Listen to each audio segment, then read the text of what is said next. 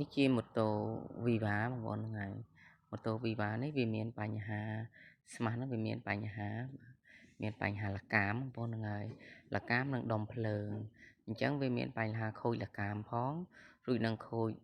កង់ត្រូលកង់ចង្កត់ឲ្យវាហ្នឹងបងប្អូនបានតំណុលលើតំណុលក្រោមវាបាក់អស់ជាប់វាអស់ហ្នឹងបងប្អូនហ្នឹងហើយអានេះឥឡូវហ្នឹងវាបាក់ជាប់វាមិនជាហៀងអញ្ចឹងយើងដាក់លកាមទៅវាផ្លាត់បងប្អូនហ្នឹងហើយអញ្ចឹងវាបដាលមកពីអាហ្នឹងផងរួចមួយមូលហេតុមួយទៀតវាមានបញ្ហាដុំភ្លើងហ្នឹងហើយហ្នឹងអានេះលកាមបាទលកាមវាខូចអញ្ចឹងខ្ញុំត្រូវដូរលកាមមួយខ្សែបងប្អូនហ្នឹងហើយរើមកកណាត់មុខហើយដូររើមកជាហៀងទៀតអញ្ចឹងវាឆេះទៅទីទៅត្រួតផងហ្នឹងហើយវាឆេះប្រព្រឹត្តព្រោះអញ្ចឹងវាមានបញ្ហាទាំងលកាមឬទាំងដុំភ្លើង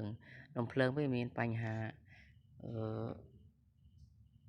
ម៉ូតូនេះគាត់ចាក់ប្រេងចាស់បងប្អូនហ្នឹងហើយប្រេងចាស់សល់ពីម៉ូតូគេអញ្ចឹងគាត់យកមកចាក់ដល់ពេលចាស់អញ្ចឹងទៅវាមានកតិចដែកមកកតិចដែកវាទៅរុំនឹងម៉ាញ់ចតិចវាធ្វើឲ្យឆ្លងបងហ្នឹងហើយនេះសិតកតិចដែកបងកតិចដែកវាឆ្លងបាទវាឆ្លងម៉ាញ់ចតិចនឹងវាចែកដាច់ពីគ្នាអត់ឲ្យប៉ះពាល់ម៉ាស់នឹងម៉ាញ់ចតិចនឹងអត់ឲ្យប៉ះពាល់គ្នាទេអញ្ចឹងវាអាចឆ្លង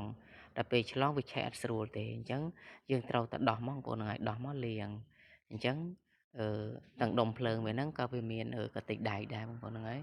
អញ្ចឹងខ្ញុំដោះមកវាឃើញមានកតិចដែកហ្នឹងហើយជាដំបូងម៉ាស៊ីនហ្នឹងវាឆេះអត់ស្រួលទេអញ្ចឹងខ្ញុំចាប់ផ្ដើមដោះដុំភ្លើងមកវាមានបញ្ហាខូចទាំងលកាមខូចទាំងតណុលលកាមនិងត្រូលលកាមលើក្រោមវាខូចទាំងអស់ចឹងវាបាក់ជ័រអញ្ចឹងយើងដោះដុំភ្លើងវាមកយើងមកដោះយើងយកអាញូបងប្អូនហ្នឹងហើយបើមកប៉ឹកមកយើងយកសោមូមកក្រេកបងប្អូនហ្នឹងហើយសោចកត់បាន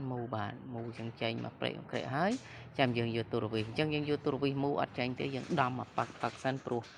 ប្រឡងភ្លើងរបស់វានេះគេរឹតប្រឡងជាប់បងប្អូនហើយប្រឡងទូរវិសណាគេរឹតជាប់អញ្ចឹងយើងដំបញ្ញាក់មកវាមូចេញបងប្អូនហើយមូមកចេញបាទចេញដូចខ្ញុំលើកអញ្ចឹងបងប្អូនលើកដូចខ្ញុំអញ្ចឹងមកឬយើងយកទៅលាងសាំងបងប្អូនហ្នឹងហើយអញ្ចឹងម៉ាញ់តិចហ្នឹងយើងយកទៅលាងសាំងបានធម្មតាហ្នឹងហើយព្រោះវាមានបញ្ហាឆ្លងដូចខ្ញុំនិយាយអញ្ចឹងវាឆ្លងឃើញសុទ្ធតែកតិចដែកខ្មៅហ្នឹងហើយដែលថាអ្នកដែលចាស់ម៉ូតូចាស់ប្រេងម៉ូតូចាស់បងហ្នឹងហើយម៉ូតូសល់ពីគេប្រេងសល់ពីគេអញ្ចឹងយើងយកទៅចាក់ម៉ូតូយើងចាស់វាមានបញ្ហាកតិចដែកហ្នឹងហ្នឹងហើយកតិចដែកហ្នឹងយើងយកមកលាងហ្នឹងហើយដូចថាឆេះមិនស្រួលអញ្ចឹងទៅប្រព្រោះអញ្ចឹងទៅរោអត់ដាច់អញ្ចឹងប្រផាំងអញ្ចឹងទៅយើងអាចមើលដុំភ្លើងហ្នឹងក៏បានដែរបងប្អូនហ្នឹងហើយមើលដុំភ្លើងដោះមកយើងឃើញហើយបាទឃើញយើងដោះដុំភ្លើងហ្នឹងយកទៅលាងហ្នឹងហើយអញ្ចឹងយើងយកសាំងប្រហែលកន្លះលីត្របងប្អូនហ្នឹងហើយមកដបមកយើងយកមកលាងវាបាទលាងដូចខ្ញុំលាងអញ្ចឹងមករួចហើយយើងបាញ់វាឲ្យសើមអញ្ចឹងសិនមកបាទបាញ់ឲ្យជ្រះអាកតិចដែកនឹងបន្តិចមក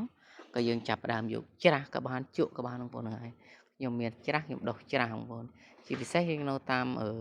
ស្រុកស្រែស្រុកចំការអីអញ្ចឹងណាតាមចំការតាមស្រែអញ្ចឹងយើងអាចយកច្រាស់នឹងលាងបានវាសបោច្រាស់ចាស់អញ្ចឹងយកមកដុសនឹងអាម៉ាញ់តិចហ្នឹងបាទក្បាលម៉ាញ់តិចយើងដុសឲ្យជ្រះបងប្អូនណាដុសឲ្យអស់កតិចដែកហ្នឹងចលក់ដុសអញ្ចឹងណាបងប្អូនហើយដុសដូចខ្ញុំដុសអញ្ចឹងមកវាអាចជ្រះដុសបាញ់សាំងមកជ្រះបងប្អូនហ្នឹងហើយអញ្ចឹងមូលហេតុម៉ូតូនេះវាមានបញ្ហាដុំភ្លើងហ្នឹងបងប្អូនហើយដុំភ្លើងនេះវាឆេះអត់ស្រួលអញ្ចឹងណាអញ្ចឹងដល់ពេលដោះមកវាមានខូចទាំងលកាមខូចទាំងតណុល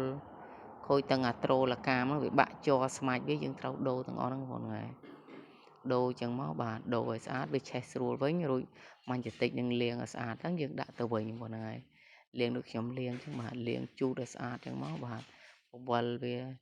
លើក្រោមសាងខាងមកបាទលាងជូតអញ្ចឹងមកយើងបាញ់សាំងបងប្អូនហើយបាញ់ជាពិសេសសាំងអត់លាងមកសុទ្ធបងប្អូនហើយម៉ូតូយើងលាងសាំងអត់មានបញ្ហាទេលាងឲ្យជ្រះមកបាទឲ្យជ្រះហើយយើងជូតឲ្យស្អាតមកបាទហ្នឹងហើយឬយើងយកមកមើលឃើញណាលាងដូចខ្ញុំលាងឲ្យជ្រះក្រហមអញ្ចឹងមកបាទដូចនឹងម៉ាញ់តិចយើងលាងឲ្យសអញ្ចឹងមកបាទនេះជាក្បាលម៉ាញ់តិចរបស់វាហ្នឹងឥឡូវវាជ្រះអស់ហើយតិចដែកខ្ញុំលាងជ្រះហើយហ្នឹងហើយវាអត់មានបញ្ហាឆ្លងទៀតទេអញ្ចឹងវាមកពីផ្ដាល់ពីឆ្លងអាម៉ាញ់តិចហ្នឹងឯងធ្វើឲ្យវាឆេះប្រព្រោះបងប្អូនហ្នឹងហើយហ្នឹងហើយជាចុងក្រោយវីដេអូខ្ញុំមានតែប៉ុណ្ណឹងបងប្អូនបាទជួយ like ជួយ share ផងអរគុណ